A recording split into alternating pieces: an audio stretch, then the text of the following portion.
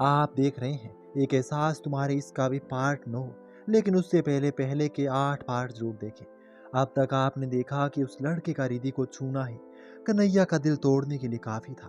उसकी आंखों में आंसू भरा है। उसने ना चाहते हुए भी अपने कदम वापस पीछे ले लिए और वहां से जाने लगा। आंसू बहकर गालों पर आए तो कन्हैया ने चलते चलते उन्हें पहुंच लिया और वहां से बाहर निकल गया। दूसरी तरफ रिधि के गले लगे लड़के ने कहा, मुझे पता था तुम यहीं मिलोगी। अनमोल, आप यहाँ? रिधि ने हैरानी से अनमोल की ओर देखते हुए कहा। तब अनमोल ने मुस्कुराकर कहा, हाँ, मैं यहाँ कल सुबह ही आया था। अंकल ने मुझे बताया कि तुमने शादी के लिए हाँ कर दी। मैं खुद को रोक नहीं पाया और तुमसे मिलने चला आया। रिधि ने कुछ नहीं कहा, बस खामोशी से अनमोल के चेहरे की तरफ देखती रही। तो अनमोल ने उसके चेहरे के सामने अपना हाथ हिलाकर कहा, ओह हेलो, कहाँ खो गई? बहुत सारा इंतजार कराया है तुमने, अब कोई बहाना नहीं चलेगा। अब रिधि ने हिम्मत करके कहा, अनमोल, वो हम कुछ कहना चाहते हैं। तो अनमोल बोला, रिधि, कहना सुनना सब बाद में, पहले होटल चलते हैं। जयपुर में यहाँ तक अकेले ड्राइव करके आया हूँ। आई नीड अ बात। उसके बाद आराम से बैठकर बातें करेंगे। तभी रिधि ने कहा, अनमोल, हम होटल में नहीं ठहरे, हमारा मतलब किसी दोस्त के घर रुके हैं। अब अनमोल बोला, वाह, मतलब उदयपुर में तुम्हारे दोस्त भी है? स्ट्रेंज रिधि, चलो चलते हैं। तो रिधि ने धीरे से कहा, जी। दोनों साथ साथ सीढ़ियां चढ़कर जाने लगे। चलते चलते अनमोल ने रिधि का हाथ पकड़ लिया और सामने देखते हुए चलता रहा। रिधि की आंखें भर आई। उसे लगा जैसे कुछ पीछे छूट रहा हो। उसने पलटकर घाट के पानी को देखा और हाथ में पकड़ा वो लॉकेट पानी में फेंक दिया। रिधि अनमोल के साथ घाट से निकलकर बाहर आई। एक आलीशान गाड़ी घाट के बाहर खड़ी थी। अनमोल ने आगे बढ़कर गाड़ी का दरवाजा खोला और रिधि से बैठने को कहा। रिधि गाड़ी में आ बैठी। दूसरी तरफ अनमोल ड्राइविंग सीट पर आ बैठा और गाड़ी स्टार्ट कर उदयपुर की उन तंग गलियों में बढ़ा दी जहां रिधि रहती थी। कन्हैया के घर के सामने गाड़ी आकर रुकी।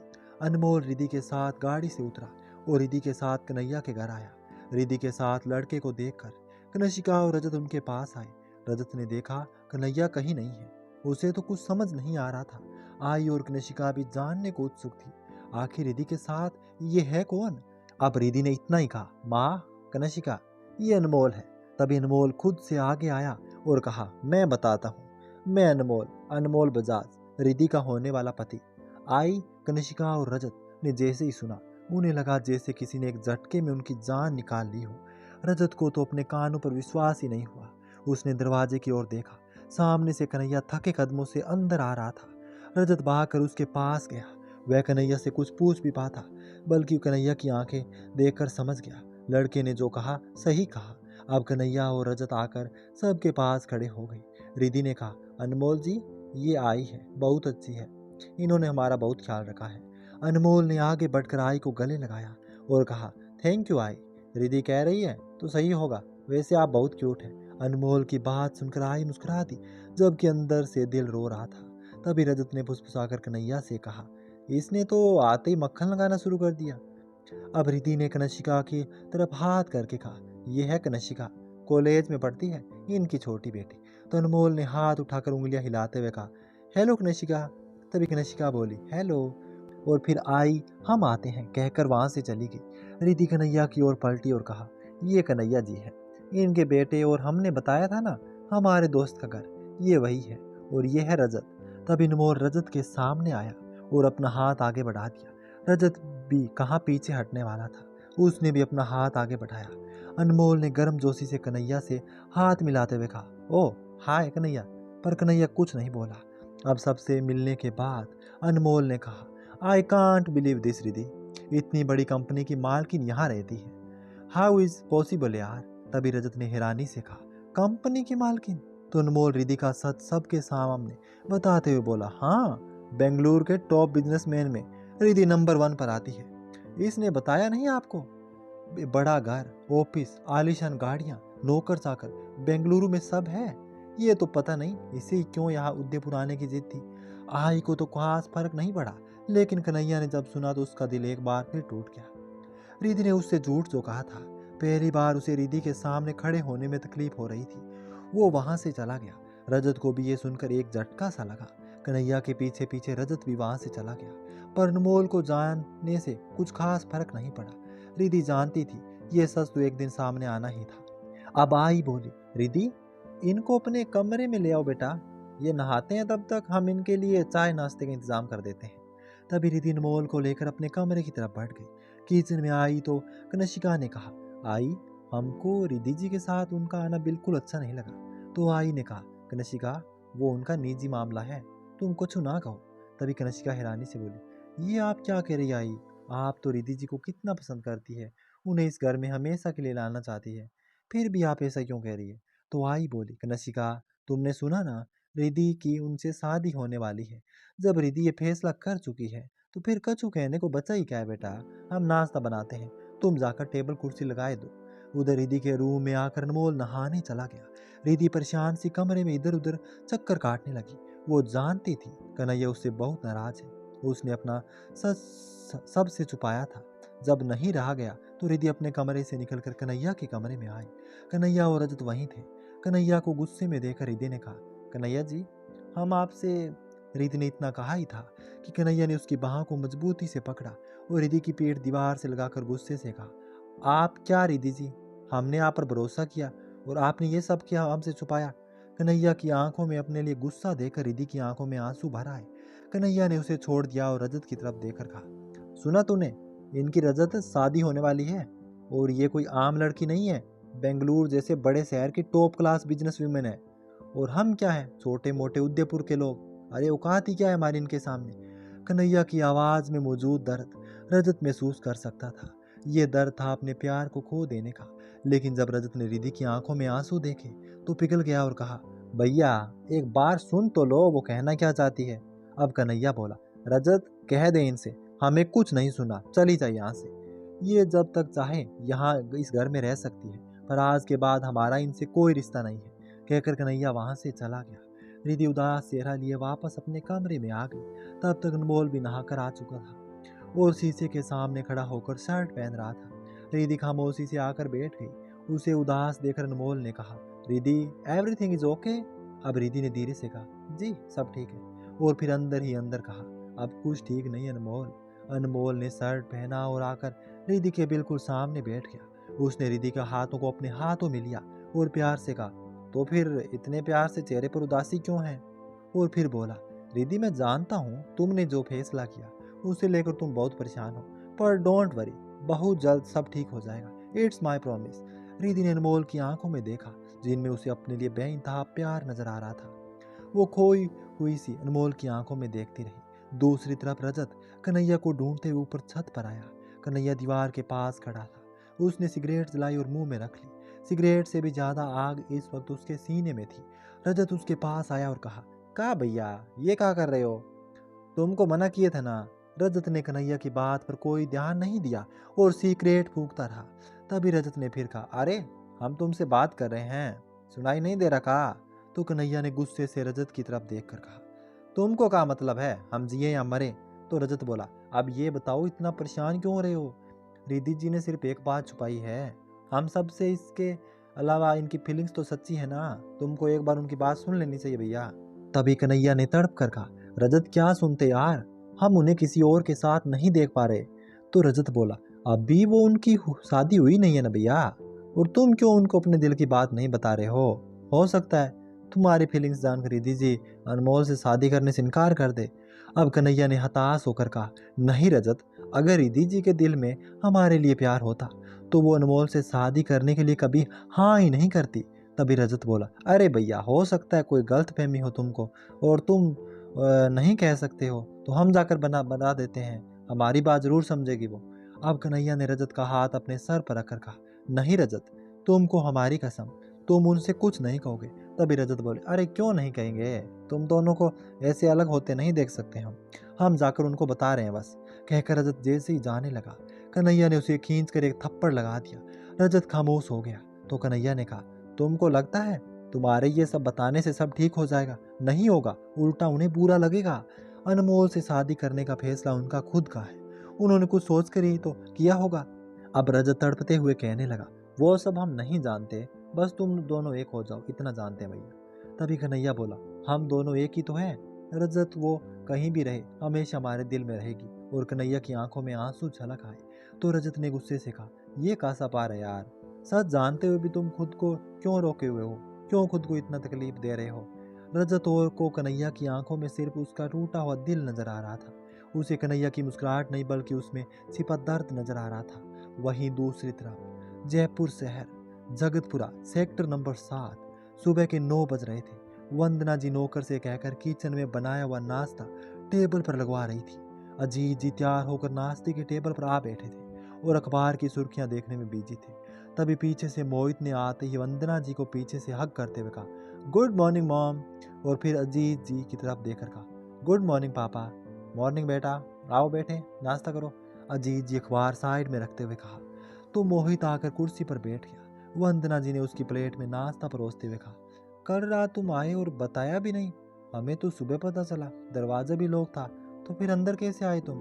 तभी मोहित ने खाते हुए कहा, पाइप चढ़कर खिड़की से। तो अजीत जी घूरते हुए बोले, मोहित आपकी हरकतों में अभी भी कोई सुधार नहीं हुआ है। तभी मोहित ने बेफिक्री से कहा, आई थिंक जस्ट चिल पापा, मैं सिर्फ आपको और मोम को डिस्टर्ब नहीं करना चाहता था, इसलिए नहीं बताया। तो वंदना जी बोली, अच्छा ठीक है, अब नाश्ता करो, बाकी बातें बाद में। कहकर वंदना जी भी मोहित के पास वाली कुर्सी पर बैठकर नाश्ता करने लगा। नाश्ता करने के बाद अजीत जी, वंदना जी और मोहित बाहर गार्डन में आकर बैठ गए। बातों बातों में अजीत जी ने कहा, मोहित आपके कॉलेज की डिग्री का क्या हुआ? अब मोहित की तो सांस ही अटक गई, पर उसने खुद को रिलैक्स करते हुए कहा, वो पापा दरअसल ऐसा हुआ कि ट्रेन से आते वक्त वो कहीं गिर गई। तभी अजीत जी मुस्कुराए और कहा, हम जानते थे आप ऐसे ही कुछ कहेंगे, इसलिए आपके कॉलेज में आपकी ओरिजिनल डिग्री हमने पहले ही मंगवा ली थी, आपको जो मिली वो डुप्लीकेट थी। तो वंदना जी बोली, मोहित आपको अपने पापा से इस तरह झूठ नहीं बोलना चाहिए। अब मोहित ने मासूम सा चेहरा बनाकर कहा, सॉरी पापा। तभी अजीत जी ने कहा, इट्स ओके, अगर आपका पढ़ाई में इंटरेस्ट नहीं है तो आप कुछ और कर लो। तो मोहित बोला, हाँ पापा, मैंने है ना बेंगलुरु से फैशन डिजाइनिंग का कोर्स करने का सोचा है, वहाँ रिद्धि दी के साथ कुछ वक्त भी गुजार लूंगा। वैसे वो है कहाँ? मम्मा बता रही है वो तो जयपुर आई हुई है। अब वंदना जी ने कहा, रिद्धि उदयपुर गई हुई है। तभी मोहित एक्साइटेड होकर बोला, वाओ, ये वही जगह है ना जहाँ दी को हमेशा से जाना था, वैसे कब आ रही है वो? तो अजीत जी ने कहा, अनमोल गया उसे लेने, आज शाम या कल सुबह तक आ जाएगी। अब मोहित ने हैरानी से कहा, क्या अनमोल? नलायक, उसने तो कहा था वो 2 दिन बाद आ रहा है, उदयपुर कैसे पहुंच गया वो? तो अजीत जी घूरते हुए बोले, मोहित बी रिस्पेक्ट, अनमोल अब तुम्हारे होने वाला जीजा जी है, मतलब रिद्धि के पति। तभी मोहित ने कुर्सी से उठकर उछलते हुए कहा, क्या सच्ची? इसका मतलब दी ने शादी के लिए हाँ कर दी पापा, आई एम सो हैप्पी। अब अजीत जी कुछ रूखे स्वर में बोले, हाँ, आखिरकार उन्होंने हमारी एक बात तो मानी। तो वंदना जी को अच्छा नहीं लगा और उसने कहा, अब रिद्धि से आपकी शिकायतें कम हो जानी चाहिए। तभी अजीत जी बोले, हमें अब उनसे कोई शिकायत नहीं है। तो वंदना ने कहा, आज आपको ऑफिस नहीं जाना। तभी अजीत जी मोहित की तरफ देखकर मुस्कुराते हुए बोले, नहीं, आज हमने अपनी सारी मीटिंग कैंसिल कर दी है, आज का पूरा दिन हम अपनी बेटी के साथ बिताएंगे, क्यों मोहित? तो मोहित ने मुस्कुराते हुए कहा, बिल्कुल पापा। तीनों वहीं बैठे बातें करते रहे। उधर रजत ने कन्हैया को समझाने की हर कोशिश की, लेकिन कन्हैया ने उसकी बात पर जरा भी ध्यान नहीं दिया। दोनों बात कर ही रहे थे कि तभी कनिष्का वहां आई और कहा, भैया आप दोनों को आई ने नाश्ते के लिए नीचे बुलाया है। कन्हैया और रजत कनिष्का के साथ नीचे आ गए। बरामदे में टेबल लगा हुआ था जहां अनमोल और रिधि पहले से बैठे हुए थे। कन्हैया, रजत और कनिष्का भी आकर बैठ गए। आई ने सबके लिए नाश्ता परोसा। रिधि ने कन्हैया की तरफ देखा तो कन्हैया ने चेहरा दूसरी ओर घुमा लिया। कन्हैया का यूं नजरअंदाज करना रिधि को अच्छा नहीं लग रहा था, पर वह जानती थी कि कन्हैया उससे बहुत ज्यादा नाराज है और उसकी नाराजगी जायज भी थी। रिधि ने नजरें नीचे झुका ली और चुपचाप नाश्ता करने लगी। कन्हैया के गले से निबाला नीचे नहीं उतर रहा था।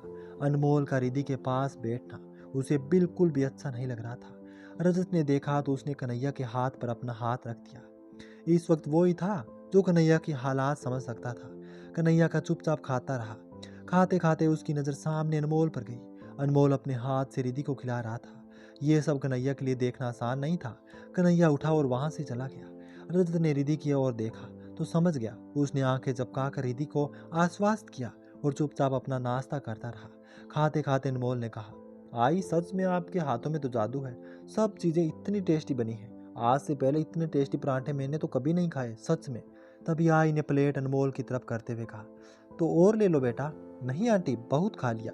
अब और खाऊंगा तो फट जाऊंगा। अनमोल ने हंसते हुए कहा। आई मुस्कुरा दी और फिर वहां से चली गई। फिर शाम को रिद्धि और अनमोल जाने की तैयारी करने लगे। तभी अनमोल के पास अजीत जी का फोन आया। उनसे बात करने के बाद अनमोल ने रिद्धि से कहा, रिद्धि, अंकल ने कहा है कि आज शाम को उदयपुर में बड़ी पूजा है। अभी अंकल की मंदिर के पंडित जी से बात हो चुकी है। उन्होंने वहाँ हम दोनों के लिए एक छोटी सी पूजा रखवाई है। आज शाम उसमें शामिल होकर हम सुबह जयपुर के लिए निकल जाएंगे। तो रिद्धि बोले, ठीक है। फिर रिद्धि आई के पास आई और कहा, आई, क्या हम और अनमोल जी आज यहाँ रुक सकते हैं? अब आई ने प्यार से रिद्धि के गाल को छूकर कहने लगी, ये कैसी बात कर रही हो तुम? हमने तुम्हें पराया थोड़ी समझा है जो ऐसे पूछ रही हो। तुम्हारा जब तक रहने का मन हो तुम रह सकती हो पगली। तो रिद्धि फीकी सी मुस्कुरा दी। शाम को अनमोल अपने और रिद्धि के साथ कन्हैया, रजत और कनिष्का को भी मंदिर ले आया। आज मंदिर में जगह जगह पूजा के लिए जगह बनी थी। कई जोड़े साथ बैठकर पूजा कर रहे थे। कन्हैया के मंदिर के बाहर ही रुक गया। उसका अंदर जाने का बिल्कुल भी मन नहीं था। रजत और कनिष्का भी कन्हैया के साथ बाहर ही रुक गए। अंदर आकर अनमोल पंडित जी से मिला और अजीत जी का परिचय दिया। तो पंडित जी उन्हें पूजा वाली जगह ले गए। रिद्धि और अनमोल के साथ साथ पूजा की, लेकिन रिद्धि के मन में ख्याल सिर्फ कन्हैया का ही था। पूजा संपन्न होने के बाद पंडित जी ने अनमोल से कहा, अब आप इन फूलों को लेकर वहाँ घाट की सीढ़ियों पर चले जाइए। पीछे से बिटिया अपनी आंखों के आगे अपनी हथेलियाँ किए आएगी और नीचे आकर घाट के पानी में आपका अक्स देखेगी। कहते हैं इससे लड़का लड़की 7 जन्मों के लिए एक दूसरे के हो जाते हैं। इसे बांसुरी वाले का वरदान माना जाता है। तो अनमोल बोला, वाओ, साउंड इंटरेस्टिंग ना। रिद्धि तुम्हारे लिए 7 जन्म तो क्या 21 जन्म भी मांग लूंगा भगवान से, कहकर अनमोल उठा और नीचे चला गया। अनमोल के जाने के बाद रिद्धि उसके पीछे पीछे आई। घाट के पानी के पास आकर वह रुक गई, पर अपने बांसुरी वाले को कुछ और ही मंजूर था। जैसे ही रिद्धि ने अपनी आंखों के आगे से हाथ हटाया, अनमोल को कोई अर्जेंट कॉल आ गया और वह साइड में चला गया। तभी घूमते घामते कन्हैया वहां आ पहुंचा। रिद्धि ने जैसे ही पानी में देखा, उसे कन्हैया का चेहरा नजर आया। शायद मन का वहम होगा, सोच कर रिद्धि ने आंखें बंद करके खोली। इस बार भी कन्हैया का ही चेहरा था। रिद्धि का दिल धड़क उठा। वह तेजी से पलटी। कन्हैया उसके पीछे ही था। रिद्धि को वहां देखकर कुछ देर वह उसकी आंखों में देखता रहा और फिर वहां से चला गया। कन्हैया के जाते ही अनमोल आया और कहा, आई एम सॉरी रिद्धि, वो कोई कॉल आ गया था। रिद्धि ने अनमोल के हाथ से फूल लेकर पानी में बहा दिए। सब घाट से निकलकर बाहर आए। कन्हैया वहीं गाड़ी के पास ही था। सभी गाड़ी में बैठे, पीछे कन्हैया, रजत और कनिष्का, आगे अनमोल और रिद्धि। अनमोल ने गाड़ी आगे बढ़ा दी और कुछ देर बाद कन्हैया की तरफ देखकर कहा, यहाँ कोई अच्छा रेस्टोरेंट है? मैं सोच रहा था सब बाहर ही खाना खाते हैं। तुम तीनों ने मेरी रिद्धि का इतना ख्याल रखा, बदले में तुम सबके लिए एक छोटी सी ट्रीट तो बनती है। कहते हुए अनमोल ने रिद्धि के हाथ को थाम लिया। कन्हैया ने देखा तो उसका खून खोल गया। वह खिड़की के बाहर देखने लगा। सबकी चुप्पी को अनमोल ने सबकी रजामंदी समझ लिया और गाड़ी एक रेस्टोरेंट के सामने आकर रोक दी। सभी गाड़ी से उतरे और अंदर आकर बैठ गए। अनमोल ने सबके लिए खाना ऑर्डर किया। रिद्धि और अनमोल पास पास बैठे थे। खाना आ गया, सब ने खाना खाया। कन्हैया उठकर बाहर काउंटर पर आ गया। वहां उसने एक गिलास सोडा देने को कहा। तभी पीछे से अनमोल ने आकर कन्हैया के कंधे पर हाथ रखते हुए कहा, अरे खाली सोडा से क्या होगा, क्यों ना एक एक ड्रिंक हो जाए। तो कन्हैया पहली बार अनमोल से बोला, हम नहीं पीते। अब अनमोल ने कहा, ओ कम ऑन यार, तुम कोई दूध पीते बच्चे तो नहीं हो। Be a man, waiter two drinks please. Kanhaiya के दिमाग में कई सारी उलझने थी। वेटर ने ड्रिंक बनाकर काउंटर पर रख दी। अनमोल ने एक गिलास खुद लिया और दूसरा कन्हैया की तरफ बढ़ा दिया। चीयर्स, कहकर अनमोल सामने खड़ी रिद्धि की तरफ बढ़ गया। सामने खड़ा कन्हैया उसे देखता रहा। रिद्धि के चेहरे पर खुशी का कोई भाव नहीं था। वह कन्हैया को ही देख रही थी। अनमोल उसके पास आया और कुछ कहने के बहाने उसने अपने होठों को रिद्धि के गाल से छू लिया। कन्हैया जो कि सामने खड़ा देख रहा था, उससे यह कहाँ बर्दाश्त होने वाला था। उसने हाथ में पकड़े गिलास को पूरी तरह ताकत से बींच दिया। गिलास उसके हाथ में ही टूट गया, जिसकी कुछ किरचें उसके हाथ में धंस गई और खून निकलने लगा। अनमोल वॉशरूम के लिए चला गया। रिद्धि ने जब कन्हैया के हाथ में खून बहता देखा तो वह दौड़कर उसके पास आई। उसने कन्हैया के हाथ को अपने हाथ में ले लिया और घबराते हुए कहा, आपके हाथ से तो खून निकल रहा है। रिद्धि और कन्हैया को साथ देकर रजत और कनिष्का भी वहां आ गई। रिद्धि ने अपना दुपट्टा फाड़ा और जैसे ही कन्हैया के हाथ पर बांधने लगी, कन्हैया ने उसका हाथ झटकर कहा, यह सब करने की कोई जरूरत नहीं है। तभी रिद्धि ने तड़प कर कहा, पर आपके हाथ से खून बह रहा है, प्लीज बांधने दीजिए। अब रजत ने डांटते हुए बोला, भैया यार, ये क्या पागलपन है, देख ना रहे हो कितना खून बह रहा है, बांधने दो इनको पट्टी। तो कन्हैया ने गुस्से से कहा, हमने कहा ना, हमें जरूरत नहीं है। तभी रिद्धि ने एक थप्पड़ स्टाक से कन्हैया के गाल पर जड़ दिया। कन्हैया चुप हो गया। रिद्धि ने उसका हाथ अपने हाथ में लिया और अपने दुपट्टे का टुकड़ा उस पर बांध दिया। उसने एक नज़र कन्हैया की ओर देखा। रिद्धि की आंखों में आंसू झिलमिला रहे थे, जो किसी भी वक्त बह सकते थे। रिद्धि वहां से चली गई। सामने से अनमोल आता मिला। रिद्धि की आंखें नम देकर पूछा, क्या हुआ रिद्धि? तो रिद्धि ने कहा, कुछ नहीं, वो आंख में कुछ गिर गया था, अभी ठीक है। चलो फिर चलते हैं। कि अनमोल ने बाकी सबसे जाने का इशारा किया। घर आकर रिद्धि सीधे अपने कमरे में चली गई। अनमोल गेस्ट रूम में चला गया, रजत अपने कमरे में और कन्हैया अपने कमरे में। कनिष्का आई के कमरे में चली गई। सब सो चुके थे, बस दो जोड़ी आंखें अब भी जाग रही थी, एक रिद्धि की, दूसरी कन्हैया की।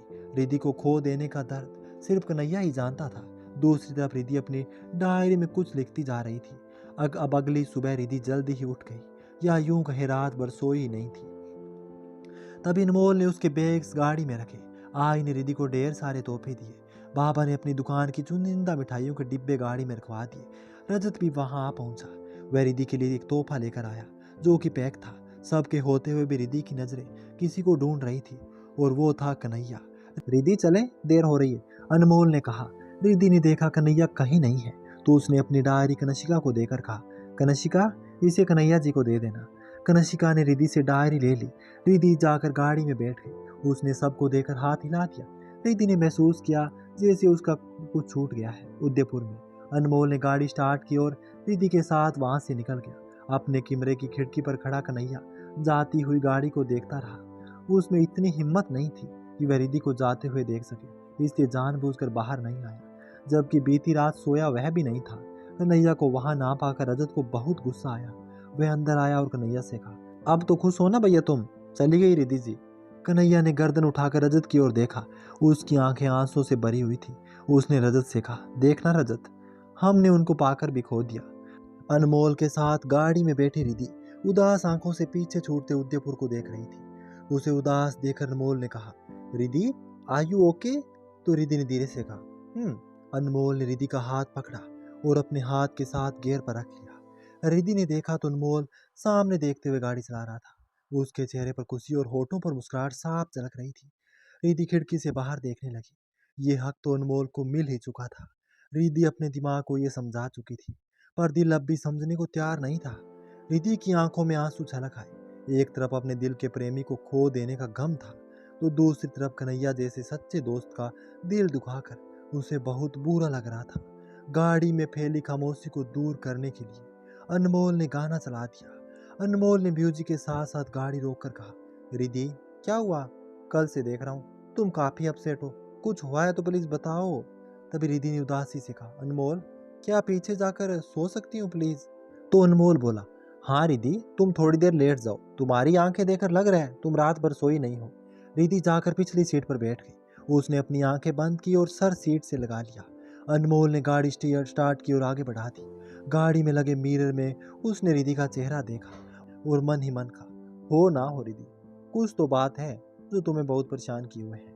उदयपुर को पीछे छोड़कर गाड़ी आगे निकल चुकी थी। रिद्धि के चले जाने से आई और कनिष्का उदास हो गई। आज आई का काम में बिल्कुल मन नहीं था। रिद्धि हर वक्त उनके आस पास रहती थी, पर आज उसके जाने से ये घर बिल्कुल सूना सूना हो गया था। कितने सपने देखे थे आई ने उसे और कन्हैया को लेकर, पर सब चूर चूर हो गए। आई ने इसे महाबांसुरी वाले की मर्जी समझकर अपना लिया था।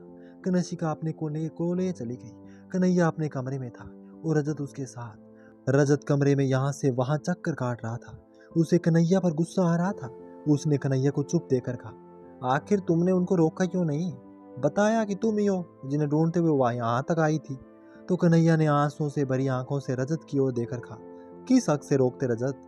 अब रजत ने गुस्से से कहा, उसी हक से जिस हक से तू इसको यही घर में लाए थे, उसी हक से जिस घर से वो तुम्हारे दर्द से घबरा उठी, उसी हक से जिस हक से तुम बार बार उसकी परवाह करते रहे। 14 सालों के इंतजार को क्यों जाने दिया? कम से कम उनको बताए तो देते, उसके बाद उनका जो फैसला होता देखते, पर तुम तो पहले ही हार मान लिए। तो कन्हैया बोला, रजत, हार नहीं माने यार, पर तू ही सोच, सच में हम उनके लायक नहीं हैं। ना ही हमारी उनके जितनी हैसियत है, ना ही हमारा उनसे कोई मेल है। कहाँ वो बेंगलुरु जैसे बड़े शहर की, कहाँ हम उदयपुर के छोटे से अकाउंटेंट। अनमोल को देखना तुम, वो उनको हमसे ज़्यादा खुश रखेगा। तभी रजत ने कन्हैया की बाह पकड़ कर कहा, पगला गए हो? और ये हैसियत, बड़ा शहर छोटा शहर, ये सब कहाँ से आ गया तुम्हारे और उनके प्यार के बीच? कन्हैया कुछ देर बाद उठा और नहाने चला गया। तैयार होकर बिना कुछ खाए वह कॉलेज के लिए निकल गया। काफी दिनों बाद कन्हैया कॉलेज आया था। सब ने उसे घेर लिया और उसकी मैडम जी के बारे में पूछने लगे। प्रिंसिपल मैडम ने जब अब तक सबको बता जो दिया था, कन्हैया बिना कुछ कहे वहां से निकल गया। अपने ऑफिस की तरफ बढ़ गया और अपने कंप्यूटर के सामने बैठकर कन्हैया काम करने लगा। लेकिन उसका काम में बिल्कुल ध्यान नहीं था। कोई भी फाइल खोलता तो रिधि का चेहरा आता। झुंझलाकर कन्हैया ने फाइलें बंद कर दी और सर पर हाथ लगाकर बैठ गया। कन्हैया, चाय। एक आवाज कन्हैया के कानों में उभरी तो कन्हैया ने देखा उसके बगल में प्रिंसिपल मैम चाय का कप हाथ में लिए खड़ी थी।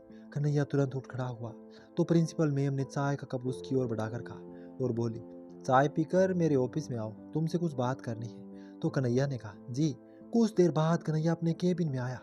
मैम ने कन्हैया को बैठने को कहा। कन्हैया उनके सामने पड़ी खाली कुर्सी पर आ बैठा तो मैम ने कहा, क्या बात है कन्हैया, जब से तुम आए हो खोए हुए से हो।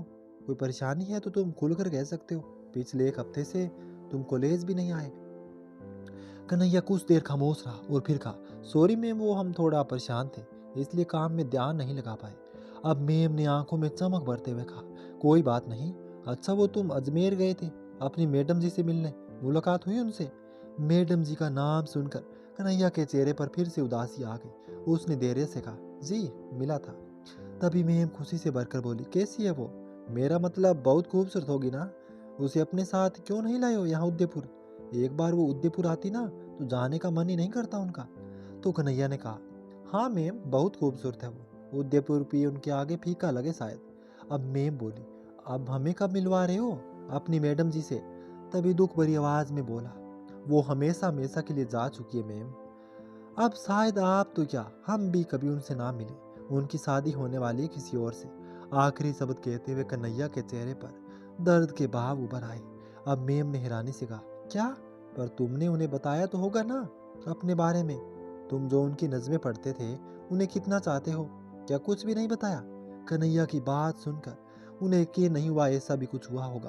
तभी कन्हैया ने नजरें झुकाकर बोला, नहीं मैम, हमने बताने में देर कर दी शायद। तो प्रिंसिपल मैम ने उदासी भरे स्वर में कहा, पर फिर भी तुम्हें एक बार उनसे कहना चाहिए कन्हैया, हो सकता है वो तुम्हारी फीलिंग समझे। अब कन्हैया उठते हुए बोला, नहीं मैम, ये सब बताकर उन्हें परेशान करना नहीं चाहते हैं। हमारे लिए उनका खुश रहना बहुत जरूरी है। और जाने लगा तो मैम ने कहा, कन्हैया, क्या मैं उनकी तस्वीर देख सकती हूँ? देखना चाहती हूँ। जिसने तुमसे प्यार किया वो कैसी है? तभी कन्हैया सहजता से कहने लगा, हमारे पास उनकी कोई तस्वीर नहीं है मैम। तो मैम हैरानी से बोली, वो मिली और उनकी तस्वीर भी नहीं ली तुमने? तभी कन्हैया ने कहा, तस्वीर की जरूरत नहीं है ना मैम, वो हमारी आंखों में बस चुकी है। कभी देखने का मन होता है तो आईना देख लेते हैं। और चला गया। कन्हैया की बात में मैम सब निशब्द हो गई और मन ही मन कहा, आज के ज़माने में कोई किसी से इतना प्यार कैसे कर सकता है, ये जानते हुए भी कि वो किसी और की होने वाली है। इसके प्यार में कोई कमी नहीं आई। उधर अपने चैम्बर में आकर कन्हैया फिर से अपने काम में लग गया। इस बार उसने रिधि की यादों को खुद पर हावी ना होने दिया और एक हफ्ते का जो काम बचा था सब निपटा दिया। कन्हैया अपनी भूख प्यास सब भूल चुका था। वह खुद को ज़्यादा से ज़्यादा व्यस्त करना चाहता था ताकि रिधि की याद ना आए। अब शाम को कॉलेज से निकलकर कन्हैया घर जा रहा था। जैसे ही घाट के सामने से गुजरा, सहसा ही उसके कदम घाट की ओर बढ़ गए। रिधि के बाद एक ये ही जगह तो थी जहां आकर कन्हैया को सुकून मिलता था। और आज तो रजत भी उससे नाराज होकर जा चुका था। कन्हैया घाट पर आया और सबसे नीचे वाली सीढ़ी पर आकर बैठ गया। वहां बैठे बैठे वो सारे पल कन्हैया की आंखों के आगे आने लगे जो उसने अब तक रिधि के साथ बिताए थे। घाट वाला आखिरी किस्सा जब याद आया तब होठों पर मुस्कुराहट के साथ साथ उसकी आंखें भी नम हो गई। कन्हैया पानी के पास झुका और हाथ में पानी लेकर मुंह धोने लगा। पहली बार लिया, मुंह धोया, पर जैसे ही दूसरी बार पानी में हाथ डाला उसके हाथ में कुछ आया। कन्हैया ने देखा वो कोई लॉकेट था। ध्यान से देखने पर पता चला ये वही लॉकेट था जो बचपन ने उसे रिद्धि को दिया था। कन्हैया ने उसे होठों से लगा लिया और पलटकर बांसुरी वाले के मंदिर की ओर देखा और कहा, शायद बांसुरी वाले भी नहीं चाहते कि हम आपसे जुदा हो। इस लॉकेट को उनका संकेत समझे या आपकी आखिरी निशानी? कन्हैया वापस आकर सीढ़ियों पर बैठ गया और नम आंखों से पानी को निहारता रहा। वक्त बहुत धीरे धीरे गुजर रहा था। कन्हैया का दिल किया घाट का पानी आज अपने साथ उसे भी बहा ले जाए, पर यह मुमकिन नहीं था। अंधेरा होने लगा, पर कन्हैया को घर जाने की कोई सूध नहीं थी। कुछ देर बाद कन्हैया उठा और वहां से बाहर निकल आया। उसकी नजरें सामने गाड़ी के बोनट पर बैठे रजत पर गई, जो कि उसी का इंतजार कर रहा था। रजत को देखकर ही कन्हैया मुस्कुराते हुए उसकी ओर बढ़ा। रजत बोनट से नीचे उतरे और कहा, घर चले? कन्हैया ने आगे बढ़कर उसे गले लगा लिया और धीरे से कहा, सॉरी यार, गुस्से से कह दिया, पर तुम भी पूरा ठीक है, वापस आ गया। तो रजत ने कहा, अरे हम तो तुम्हारी परछाई हैं, कुछ पल के लिए इधर उधर हो सकते हैं पर साथ नहीं छोड़ सकते। रजत ने गाड़ी स्टार्ट की और कन्हैया को साथ लेकर आगे बढ़ गया। कन्हैया ने सर सीट से लगा लिया और आंखें मूंद ली। अब मन उसका थोड़ा शांत था। रजत घर ना जाकर गाड़ी ढाबे की तरफ घुमा दी, जहां कन्हैया और वो सालों पहले अक्सर जाते थे। रजत ने जीप रोकी तो कन्हैया की नींद टूटी। उसने देखा जीप ढाबे के बाहर खड़ी है, तो उसने रजत से कहा, यहाँ क्यों ले आया? तभी रजत ने जीप से उतर कर कहा, अबे चलो, मालूम है सुबह से कुछ खाए ना होगे। वहीं दूसरी तरफ अनमोल देर रात रिधि के साथ अजीत जी के घर पहुंचा। रिधि अब भी उसके कंधे पर सर रखे सो रही थी। अनमोल ने धीरे से कहा, रिधि, ओ रिधि उठो, देखो हम घर पहुंच गए हैं। रिधि ने अपनी आंखें खोली। गाड़ी घर के सामने खड़ी थी। अनमोल और रिधि गाड़ी से उतरकर बाहर आए और बेल बजा दी। दरवाजा वंदनी जी ने खोला। अनमोल और रिधि को सामने देखकर उसके चेहरे पर बड़ी सी मुस्कान फैल गई। वंदना जी ने नौकर से सामान अंदर लाने को कहा और खुद रिधि को और अनमोल को लेकर अंदर आ गई। अंदर अजीत जी और मोहित बेसब्री से दोनों का आने का इंतजार कर रहे थे। अजीत जी ने जैसे रिधि को देखा, वे उठकर उसके पास आए और उसे गले से लगा लिया। रिधि के चेहरे पर कोई भाव नहीं था। वह खामोशी और हैरानी के मिले जुले भावों से अजीत जी को देख रही थी। तो अजीत जी ने उसके चेहरे को अपने हाथों में लेकर कहा, आज हम बहुत खुश हैं। तभी मोहित बोला, अनमोल, यू इडियट, तुमने बताया क्यों नहीं कि तुम जयपुर आ रहे हो? मैं भी तुम्हारे साथ चला आता, ट्रेन में धक्के नहीं खाने पड़ते और तुम्हें कंपनी भी मिल जाती। क्योंकि अनमोल और मोहित बचपन से बहुत अच्छे दोस्त थे। दोनों की उम्र में 6-7 साल का फासला था, लेकिन फिर भी मोहित हमेशा उसे अपने बराबर ही समझता था और हर वक्त उसे परेशान करता रहता। मोहित को वहां देखकर अनमोल थोड़ा हैरान हुआ, क्योंकि उसको मोहित के आने की जानकारी नहीं थी। उसने मोहित के कान खींचते हुए कहा, तुम आज भी नहीं बदले, वैसे ही हो। तो मोहित इतरा कर बोला, स्मार्ट ना? तब अनमोल ने उसके गाल पर चपत लगाते हुए कहा, जी नहीं, बदतमीज और पागल। अब वंदना जी कहने लगी, अरे भाई, क्या सब खड़े खड़े ही बातें करोगे? तो सब आकर सोफे पर बैठ गए। नौकर गाड़ी से सामान ले आया।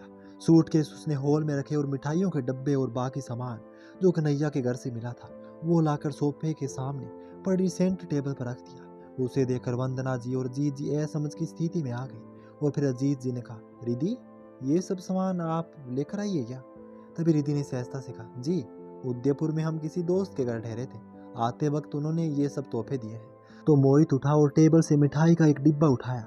उसे खोलकर देखा, उसमें मोतीचूर के लड्डू थे, जिन पर चांदी का वर्क किया हुआ था। मोहित ने एक लड्डू उठाया और खाते हुए कहा, सो टेस्टी, इतने अच्छे लड्डू तो मैंने पहले कभी नहीं खाए। पापा, आप भी लीजिए ना। मोहित ने एक लड्डू उठाकर उनकी तरफ बढ़ाते हुए कहा। तभी अजीत जी थोड़े रूखे स्वर में बोले, नहीं मोहित, हमें नहीं चाहिए। तो मोहित ने हैरानी से कहा, क्यों पापा, आपको तो लड्डू पसंद है ना? लड्डू पसंद है, पर जहां से ये आए हैं वो जगह पसंद नहीं है, कहते हुए अपनी जगह से उठ खड़े होते हुए और वंदना जी की ओर देखकर कहते हैं, वंदना जी, हम सोने जा रहे हैं, कहकर अजीत जी वहां से चले गए। रिधि ने देखा, उदयपुर को लेकर अजीत जी की नफरत अभी भी कम नहीं हुई थी। मोहित को भी अजीब लगा, पर उसने डिब्बा वंदना जी और अनमोल की तरफ बढ़ा दिया। अनमोल और वंदना जी ने एक एक लड्डू उठाया और खाने लगे। रिधि को चुप देखकर वंदना जी ने उसके कंधे पर हाथ रखते हुए कहा, अपने पापा की बात का बुरा मत मानिएगा रिधि। रिधि की आंखों में नमी तैर गई। उसने वंदना जी की ओर देखते हुए कहा, अब उनकी कोई बात का बुरा नहीं लगता है, खाना लगा दीजिए, बहुत भूख लगी है। अब वंदना जी ने खाना लगा दिया। रिधि और अनमोल आकर बैठ गए। मोहित भी आकर बैठ गया। खाना तो वह पहले ही खा चुका था, अब तो बस लड्डुओं पर हाथ साफ कर रहा था। रिधि चुपचाप खाने लगी और अनमोल, मोहित और वंदना जी से बातें करता हुआ खाने लगा। खाना खाकर रिधि अपने कमरे में चली गई और अनमोल मोहित से बातें करने लगा। कितने दिनों बाद मिले थे दोनों और फिर एक दूसरे को बताने के लिए बहुत कुछ था दोनों के पास। घड़ी में रात के 11 बज रहे थे। वंदना जी ने अनमोल और मोहित से जल्दी सोने का कहकर अपने रूम में चली गई। मोहित और अनमोल दोनों सोफे पर आमने सामने बैठे थे। मोहित के पास पड़ा कुशन उठाकर उसकी ओर फेंक कर कहा, अब खुद से बताओगे या मुहूर्त निकलवाऊं तुम्हारे लिए? तो अनमोल ने हैरानी से कहा, क्या बताना है? तब अनमोल ने सोफे पर आलती पालती मारकर बैठते हुए कहा, यही कि दीदी को कैसे पटाया और वो मान कैसे गई शादी के लिए। अनमोल मुस्कुराया और कहा, मैं उसे पसंद करता हूँ, ये पटाने वटाने जैसे छोरी बातें मत करो। अब मोहित घूर कर देखते हुए बोला। तब अनमोल कहने लगा, अच्छा बाबा ठीक है। तो मोहित बोला, पर ये सब हुआ कब, कैसे, मुझे कभी क्यों नहीं बताया? तभी अनमोल ने कहा, अच्छा सुनो, रिद्धि को मैं तब से पसंद करता हूँ जब वो और मैं 10वीं के बोर्ड में साथ साथ थे।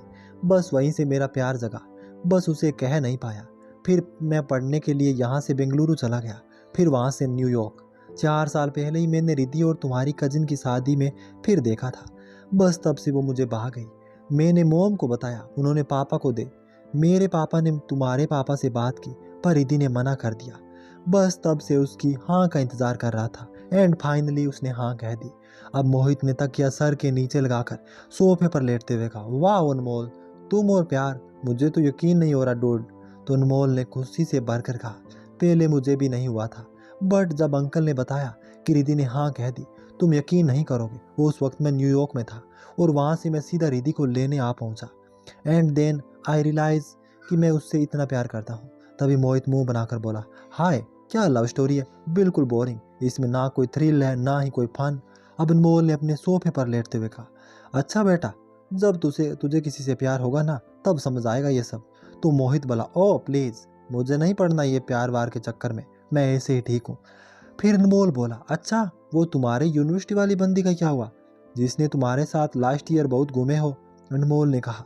तभी मोहित ने अनमोल के मुंह पर तकिया फेंकते हुए कहा, पागल है क्या, धीरे बोल, पापा ने सुन लिया ना तो पंगा हो जाएगा, उसके चक्कर में ही तो बेक लगी है। तो अनमोल ने उसे छेड़ते हुए कहा, अरे तुम तो डरते हो। तभी मोहित इतराते हुए बोला, डरता तो मैं अपने बाप से नहीं हूँ। अब अनमोल ने कहा, चलो तो हम सच बता देते हैं फिर अंकल को। लेकिन आगे कुछ बोल पाता इससे पहले ही आकर मोहित ने उसका मुंह बंद करते हुए कहा, तू सच में पागल है, ऐसे कौन करता है यार? अनमोल ने अपने मुंह से उसका हाथ हटाया और कहा, मैं करता हूँ, अब सच सच बता क्या बात हुई उस बंदी के साथ। फिर मोहित वहीं अनमोल के पास बैठ गया और कहने लगा, हम अच्छे दोस्त थे, साथ घूमना, डिनर करना, क्लास साथ लेना, मैं उससे अपनी हर प्रॉब्लम शेयर करता था। फिर अचानक एक दिन उसने शादी के लिए प्रपोज कर दिया। शादी? पर मैंने साफ मना कर दिया, पापा को पता चलता तो वो मेरी जान ही ले लेते। उनको लव मैरिज नहीं पसंद, इसलिए तो मैं दूर हो गया। तब अनमोल ने हैरानी से कहा, ऐसा क्यों किया तूने? तो मोहित झुंझलाकर बोला, अरे वो सीरियस हो गई थी, वैसे भी वो मेरे टाइप की नहीं है। अब अनमोल अभी भी हैरान था और बोला, मतलब तू सीरियस नहीं था? तभी मोहित ने बेपरवाही से कहा, हाँ नहीं था। अब अनमोल मोहित के सर पर चपत लगाते हुए बोला, तेरा कुछ नहीं हो सकता, पता नहीं जिससे तुझे प्यार होगा वो कैसे जलेगी तुझे। तभी मोहित उठा और पैर पटकते हुए वहां से चला गया। तो अनमोल पीछे से आवाज लगाते हुए बोला, अरे मोहित सुनो तो, मजाक कर रहा हूँ बाबा। लेकिन मोहित वहां से चला गया। अनमोल मुस्कुराया और मन ही मन कहा, फिक्र मत करो मोहित, तुम्हारे लिए दुनिया की सबसे बेस्ट लड़की आएगी। फिर कुछ देर बाद अनमोल उठकर गेस्ट रूम में चला गया। वहीं दूसरी तरफ ऊपर कमरे में रिद्धि अपने बिस्तर के कोने पर बैठी कन्हैया के बारे में सोच रही थी। सब कितना अच्छा था उदयपुर में, और यहाँ आते ही रिद्धि को फिर से घुटन महसूस होने लगी। तो रिद्धि ने पास पड़ा अपना फोन उठाया और कांपते हाथों से कन्हैया का नंबर डायल किया। जैसे जैसे रिंग जा रही थी, रिद्धि का दिल उतना ही तेजी से धड़क उठा। रिंग जाती रही पर कन्हैया ने फोन नहीं उठाया। रिद्धि ने फोन वापस साइड में रख दिया। बिस्तर से उठकर वह खिड़की के पास आकर आसमान में चमकते सितारों को देखने लगी। मन भावनाओं से गिरा था, पर रिद्धि कुछ समझ नहीं पा रही थी। मन किया जाकर फिर से घाट की उन्हीं सीढ़ियों पर जाकर बैठ जाए। अगली सुबह अनमोल, अजीत जी और वंदना जी नाश्ते की टेबल पर बैठे थे। रिद्धि और मोहित को वहां ना देखकर अनमोल ने कहा, आंटी वो दोनों कहाँ हैं? तो वंदना जी ने उठते हुए कहा, मोहित तो अभी तक सो रहा है और रिद्धि अपने कमरे में होगी, हम उसे बुलाकर ले आते हैं। नो आंटी, इट्स ओके, आप बैठिए, मैं जाकर रिद्धि को बुला लाता हूँ, कहकर अनमोल उठा और सीढ़ियों की ओर बढ़ गया। तभी वंदना जी ने अजीत जी की तरफ देखकर कहा, अनमोल हमारी रिद्धि को बहुत पसंद करता है।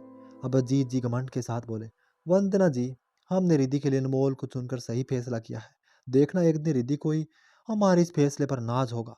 अनमोल रिद्धि के कमरे के सामने आया। दरवाजा खुला हुआ था। रिद्धि पीठ किए हुए बिस्तर पर लेटी हुई थी। अनमोल ने दरवाजा खटखटाया और अंदर आ गया। रिद्धि ने अनमोल को देखकर अपने हाथ में पकड़ी तस्वीर को साइड में रख दिया और आंखों के किनारों को पहुंचते हुए कहा, आप कब आए? तभी अनमोल ने रिद्धि के चेहरे की ओर देखते हुए कहा, बस अभी, जब तुम अपने आंसू छुपाने की कोशिश कर रही थी। तो रिद्धि ने झूठ कहा, अनमोल जी ऐसा कुछ नहीं है, वो आंखों में कुछ चला गया था, बस इसीलिए आंखों में पानी आ गया। अब अनमोल ने रिद्धि की आंखों में झोंकते हुए कहा, रिद्धि, सबसे पहले तुम मुझे ये अनमोल जी बोलना बंद करो। क्या तुम मुझे सिर्फ अनमोल नहीं बुला सकती? और दूसरी बात यह कि तुम शायद नहीं जानती, तुम्हें झूठ बोलना बिल्कुल नहीं आता। तब अनमोल की बातों से रिद्धि खामोश हो गई। अनमोल ने माहौल को थोड़ा सामान्य करने के लिए कहा, बैठने के लिए नहीं कहोगी? तो रिद्धि सामने पड़ी कुर्सी को इशारा करते हुए बोली, बैठिए ना प्लीज। तभी अनमोल ने कुर्सी पर बैठते हुए कहा, नाइस रूम, पूरे घर से ये कमरा कुछ अलग है। तो रिद्धि अनमोल के सामने बिस्तर पर बैठते हुए बोली, इस कमरे में जो सामान है वो सब हमारी माँ का है। तो अनमोल धीरे से बोला, तुम अपनी माँ को बहुत मिस करती हो ना? रिद्धि ने रोकने की बहुत कोशिश की, पर उसकी आंखों ने उसका साथ नहीं दिया और आंखें भर आई। अनमोल ने देखा, थोड़ा आगे खिसकर रिद्धि की हाथों को अपने हाथ में लेकर कहा, रिद्धि, आई नो तुम बहुत स्ट्रोंग लड़की हो, पर मैं तुम्हारी आंखों में इस तरह आंसू नहीं देख सकता। मैं वादा करता हूँ, आंखों में कभी आंसू नहीं आने दूंगा। रिद्धि खामोशी से अनमोल को देखती रही। रिद्धि का इस तरह देखना अनमोल को बेचैन कर गया। उसने रिद्धि से कहा, ए, कहीं तुम शादी से मुकर तो नहीं जाओगी ना? देखो, ऐसा बिल्कुल ना करना, वरना मैं अपनी जान दे दूंगा। तो आखिर गाइस, रिद्धि की शादी अनमोल से होने वाली है या कन्हैया से? क्या अनमोल से शादी नहीं हुई तो क्या वह सच में जान दे देगा? ये सब जानेंगे कहानी के 10वें पार्ट में। तो चैनल को सब्सक्राइब करके बेल आइकन का बटन जरूर दबा देना।